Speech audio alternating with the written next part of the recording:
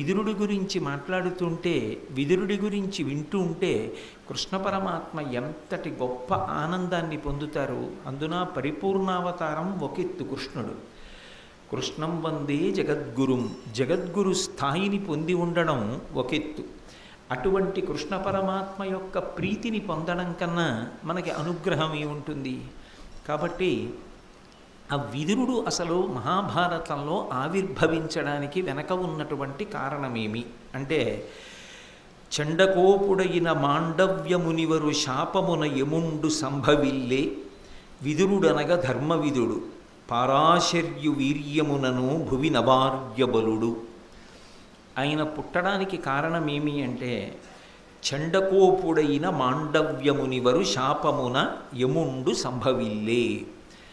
చండకోప స్వభావం ఉన్నవాడు అంటే చటుక్కున కోపం వచ్చేటటువంటి స్వభావం ఉన్నటువంటి మాండవ్యుడు అనబడేటటువంటి ఒక మునిశ్రేష్ఠుని యొక్క శాపము కారణముగా యమధర్మరాజు గారు ఈ భూమి మీద అవతరించాడు. ఆ అవతారమునకే విదురుడు అని పేరు.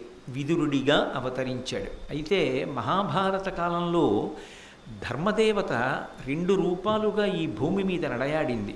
ఒకటి ధర్మరాజుగా, 2 విదురుడిగా. ఏకకాలంలో ధర్మదేవత 2 రూపములను ధరించి భూమి మీద నడయాడినటువంటి కాలం మహాభారత కాలం.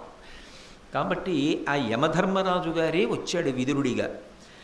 విదురుడనగా ధర్మవిదుడు. విద్ అంటే తెలిసి ఉండడం. ధర్మము ఏది అన్న విషయంలో విస్పష్టముగా తెలిసిన్నవాడెవరు అంటే విదురుడు. పారాశర్యు వీర్యమునను భువి నవార్యబలుడు. ఆయన ఎందు 2 గుణములు చెప్పారు. ఒకటి ధర్మవిదుడు, ధర్మము తెలిసిన్నవాడు. అసలు ధర్మం ఏదో తెలిస్తే కదూ అనుష్ఠించడం. ధర్మం ఇది అని తెలియనప్పుడు అనుష్ఠించడం ఎలా కుదురుతుంది. ఆయనకి ధర్మము స్పష్టముగా తెలుసు. అందుకే భారతం అంతటా ధర్మాన్ని మాట్లాడతాడు. ఎవరు అనుష్ఠించారు అన్నది వదిలిపెట్టండి. అనుష్ఠించిన వాడు బాగుపడ్డాడు, అనుష్ఠించని వాడు చెడిపోయాడు. కానీ తన కర్తవ్యంగా చెప్పడం మాత్రం చెప్తూనే ఉంటాడు విదురుడు. అయ్యో ఇలా అన్నారే అని చెప్పడం మాత్రం ఆపడు. అది ఆయన కర్తవ్యతానిష్ట.